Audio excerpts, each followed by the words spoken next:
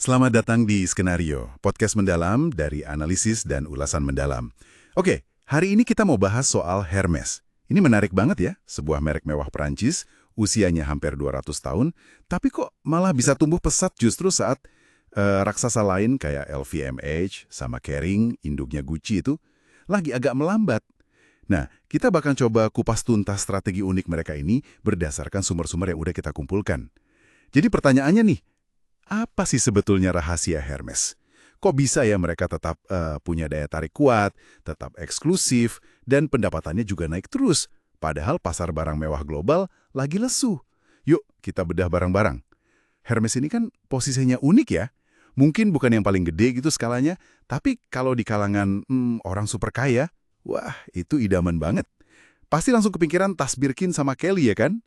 Katanya sih 2 tas ikonik itu aja udah nyumbang sekitar 1/4 dari total pendapatan mereka. Iya, betul. Dan harganya itu loh di pasar sekunder bisa sampai $100.000 lebih. Luar biasa. Banget. Dan itu nyambung ke inti strategi mereka. Kalau kita lihat, memang beda banget. Yang pertama itu soal kelangkaan. Mereka sengaja banget bikin produksi itu di bawah permintaan pasar. Oh, sengaja ya? Bukan karena nggak mampu itu. Bukan, justru sengaja.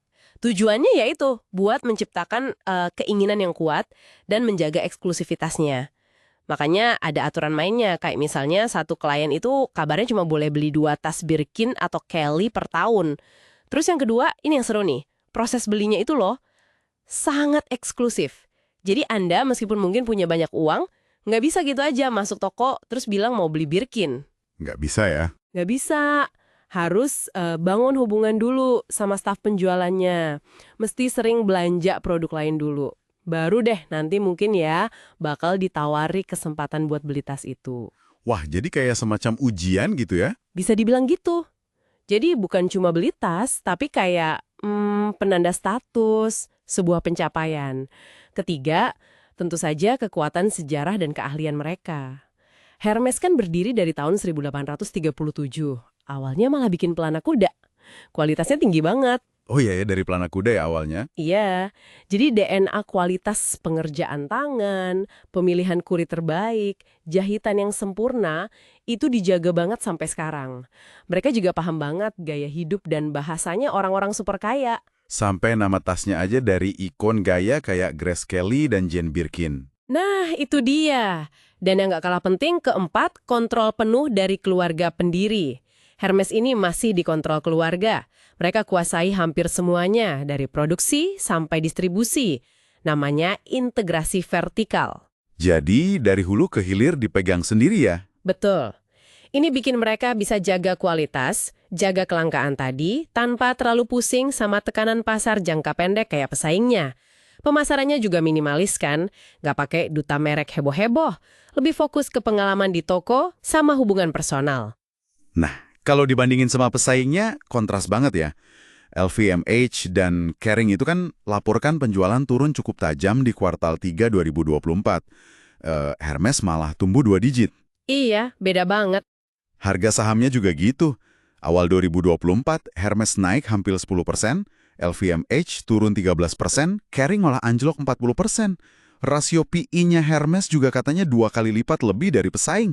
Itu kan sinyal kepercayaan investor yang kuat ya. Kuat sekali. Dan ini penting lihat konteks pasarnya. Perlambatan di industri mewah ini kan banyak karena konsumen aspirasional lagi ngerem belanja. Konsumen aspirasional itu yang gimana maksudnya? Itu kelompok yang mungkin bukan miliarder, tapi suka nabung buat sesekali beli barang mewah. Nah, mereka ini yang lagi hati-hati. Hermes sendiri ya nggak 100% kebal sih. Kunjungan ke toko mereka katanya agak turun juga. Oh gitu. Tapi uniknya gini, pelanggan inti mereka yang super kaya itu kalau datang malah belanjanya lebih banyak per transaksi. Mereka ini nggak terlalu terpengaruh sama kondisi ekonomi makro. Menarik. Strategi Hermes ini kan tangguh banget ya. Sampai dulu LVMH sempat coba capluk diam-diam kan? Ada kasus hukumnya itu ya? Betul, itu sempat heboh. Pertarungan hukum 4 tahun waktu Bernard Arnault dari LVMH diam-diam beli saham Hermes sampai lebih dari 20%. Terus gimana akhirnya? Di Hermes tanpa tantangan ke depan. Salah satunya soal inovasi produk.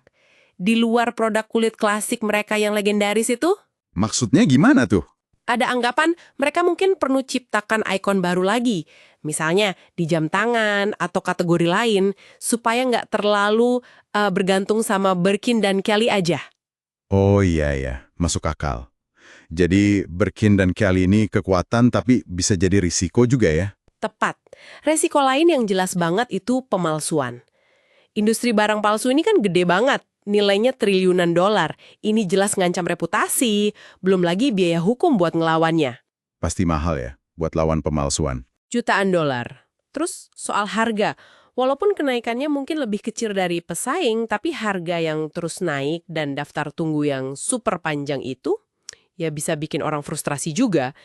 Ditambah lagi ada tantangan hukum yang lagi jalan nih, ada gugatan kelompok di California. Gugatan soal apa itu? Mereka dituduh melakukan praktek anti persaingan. Karena seolah-olah maksa pelanggan beli banyak produk lain dulu, baru bisa dapat kesempatan beli Birkin. Gugatannya sempat direvisi Oktober 2024 lalu. Terakhir ya, isu standar lah ya, soal keberlanjutan dan etika. Penggunaan kulit hewan eksotis, terus dampak perubahan iklim ke rantai pasokan mereka, kayak sutra atau kulit. Oke, jadi kalau kita simpulkan nih ya, kunci sukses Hermes ini ada di kombinasi unik antara strategi kelangkaan yang terkontrol ketat, terus pemujaan terhadap warisan dan keahlian tangan, Iya, kontrol keluarga yang memungkinkan integrasi vertikal penuh, sama pemahaman mereka yang mendalam soal psikologi pelanggan super kaya. persis. Ini sebenarnya paradoks yang menarik banget di dunia bisnis.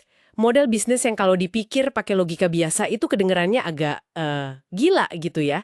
Nolak orang mau beli tas belasan ribu dolar kecuali udah belanja banyak dulu. Aha, iya juga ya. Tapi justru itu yang jadi fondasi sukses luar biasa mereka. Nah, ini sebagai penutup, mungkin jadi bahan pikiran buat Anda di rumah nih. Mengingat ada gugatan hukum soal praktik penjualan mereka. Terus pasar juga kan selalu berubah.